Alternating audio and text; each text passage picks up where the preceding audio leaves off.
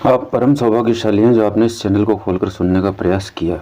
आप अंत तक तभी जा पाएंगे जब आप पर ईश्वर का परम आशीर्वाद होगा, अन्यथा चैनल को खोलकर बंद भी कर सकते हैं, इसमें दो राय नहीं है।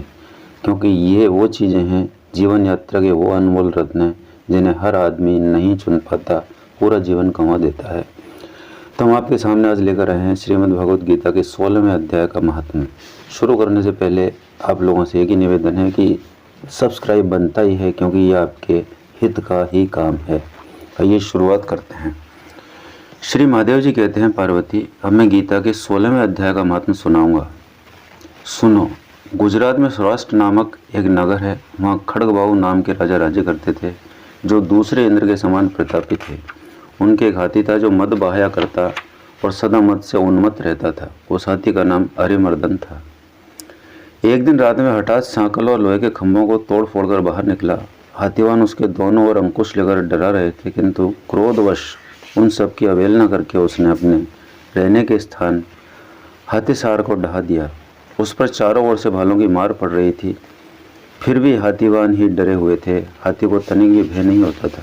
इस कौतूहलपूर्ण घटना को सुनकर राजा स्वयं हाथी को मनाने की कला में निपुण राजकुमारों के साथ वहां आए। आकर उन्होंने उस बलवान दतेले हाथी को देखा। नगर के निवासी अन्य काम धंधों की चिंता छोड़ अपने बालकों को भय से बचाते हुए बहुत दूर खड़े होकर उस महाभयंकर गजराज को देखते रहे।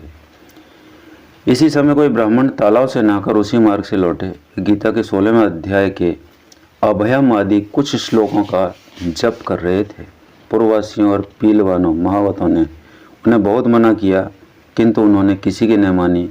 उन्हें हाथी से भय नहीं था, इसलिए वे विचलित नहीं हुए। उधर हाथी अपने फुत्कार से चारों दिशाओं को व्याप्त करता हुआ लोगों को कुचल रहा था। वे ब्राह्मण उसके बहते हुए मद को हाथ से छूकर कुशलतापूर्वक निर्भयता से निकल गए।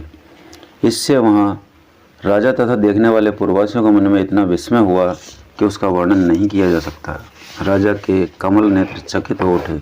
उन्होंने ब्राह्मण को बोला, सवारी से उतरकर उन्हें प्रणाम किया और पूछा, ब्राह्मण आज आपने महान अलौकिक कार्य किया है, क्योंकि इस काल के समान भयंकर गजराज के सामने से आप सकुशल लौट आए हैं। प्रभु, आप किस देवता का पूजन तथा किस मंत्र का जप करते हैं, बताइए।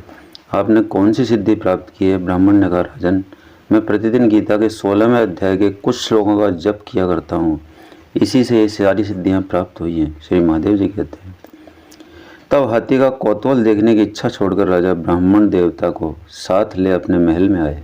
वहाँ शुभ मुहूर्त देखकर 1,00,000 स्वर्ण मुद्राओं की दक्षिणा दे उन्होंने ब्राह्मण को संतुष्ट किया और उनसे गीता मंत्र की दीक्षा ली।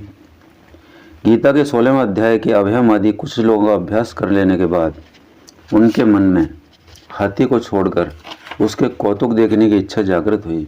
फिर तो एक दिन सैनिकों के साथ बाहर निकलकर राजा ने हाथीवानों से उसी मत गजराज का बंधन खुलवाया।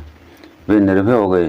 राज्य के सुख विलास के प्रति आदर का भाव नहीं रहा। वे अपना जीवन तृणवत समझकर हाथी के सामने चले गए। साहसी मनुष्यों में अग्रगण्य राजा खड़गबाहु मंत्र पर विश्वास करके हाथी के समीप गए और मद की अनवरत धारा बहते हुए उसके गंडे स्थल को हाथ से छूकर सकुशल लौट आए।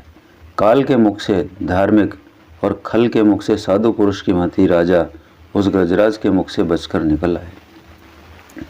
नगर में आने पर उन्होंने अपने राजकुमारों को राज्य पर अभिषिक्त किया तथा स्वयं गीता के 16वें अध्याय का पाठ करके परम गति को प्राप्त हो गए। बोलो वासुदेव भगवान की जय। श्री कृष्ण गोविंद हरे मुरारे, हे नाथ नारायण वासुदेवा। श्री कृष्ण गोविंद हरे मुरारे, हे नाथ नारायण वासुदेवा। श्री कृष्ण गोविंद हरे मुरारे, हे नाथ नारायण वासुदेवा।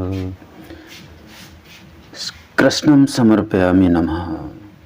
मित्रों, साथियों, बुजुर्गों, माताओं, बहनों, सुन रहा हर इंसान श्रद्धा का पात्र है, धन्यवाद का पात्र है। मैं उसे नमन करता हूँ कि उस पर परम पिता की असीम अनुकंपा, असीम आशीर्वाद था तो यहाँ तक वह सुन पाया, अन्यथा पूरा जीवन गुजर जाने पर भी एक श्लोक को भी मनुष्य नहीं सुन पाता और अपना जीवन गंवा देता है। अंत समय में कोई और ही उसे गीता सुना रहे होते हैं, जबकि वह अपनी मृत्यु से महाभयंकर संग्राम कर रहा होता है।